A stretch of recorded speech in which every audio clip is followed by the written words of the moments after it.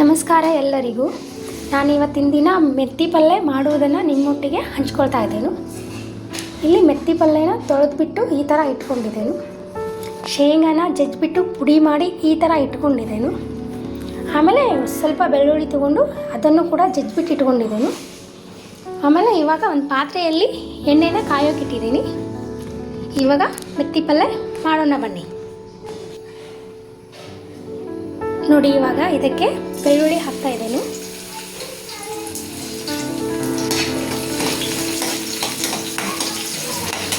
ಬೆಳ್ಳುಳ್ಳಿ ಹಾಕಿದ ಮೇಲೆ ಶೇಂಗಾ ಪುಡಿ ಇರುತ್ತಲ್ಲ, ಇದನ್ನು ಹಾಕೊಂಡ್ಬಿಡಿ.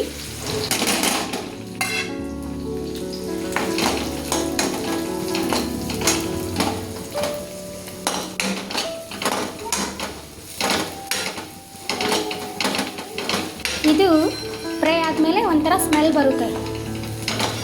ಸ್ಮೆಲ್ ಬಂದಮೇಲೆ ಇದು ಶೇಂಗಾ ಪುಡಿ ಮತ್ತು ಬೆಳ್ಳುಳ್ಳಿ ಫ್ರೈ ಆಗಿದೆ ಅಂತ ತಿಳ್ಕೊಳ್ಬೇಕು.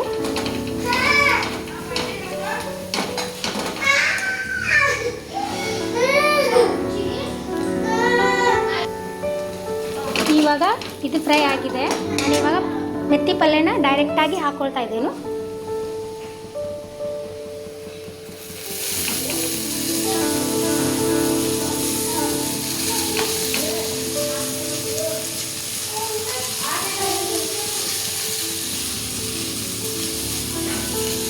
ನೋಡಿ, ಈ ಥರ ಎಲ್ಲ ಹಾಕೊಂಡ್ಬಿಟ್ಟೆ ನಾನು.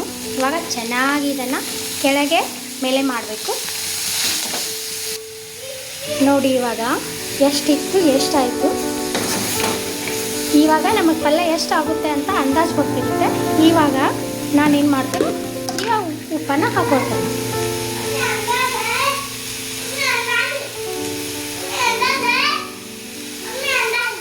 ಕೆಲವೊಬ್ಬರು ಬೇಳೆ ಎಲ್ಲ ಹಾಕಿಬಿಟ್ಟು ಮಾಡ್ಕೊಳ್ತಾರೆ, ಬಟ್ ನನಗೆ ಅದೆಲ್ಲ ಇಷ್ಟ ಆಗಲ್ಲ.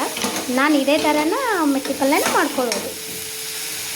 ನೋಡಿ, ಈ ಥರ ಆಗ್ತಾಯಿದೆ. ಇವಾಗ 1-2-3 ನಿಮಿಷ ಇದ್ರ ಮೇಲೆ ನಾನು ಪ್ಲೇಟನ್ನು ಮುಚ್ಚಿಬಿಟ್ಟು ಹೀಗೆ ಇಟ್ಬಿಡ್ತೇನೆ. ನೋಡಿ, ಇವಾಗ ಈ ಥರ ರೆಡಿ ಆಗಿದೆ. ಇವಾಗ ಮೆತ್ತಿ ಪಲ್ಯ ಆಗಿದೆ. ನೋಡಿ, ಸಿಂಪಲ್ಲಾಗಿ ಮೆತ್ತಿ ಪಲ್ಯ ಹೇಗೆ ಮಾಡೋದಂತ. ಇಷ್ಟ ಆಗಿದ್ದರೆ ನೀವು ಟ್ರೈ ಮಾಡಿ.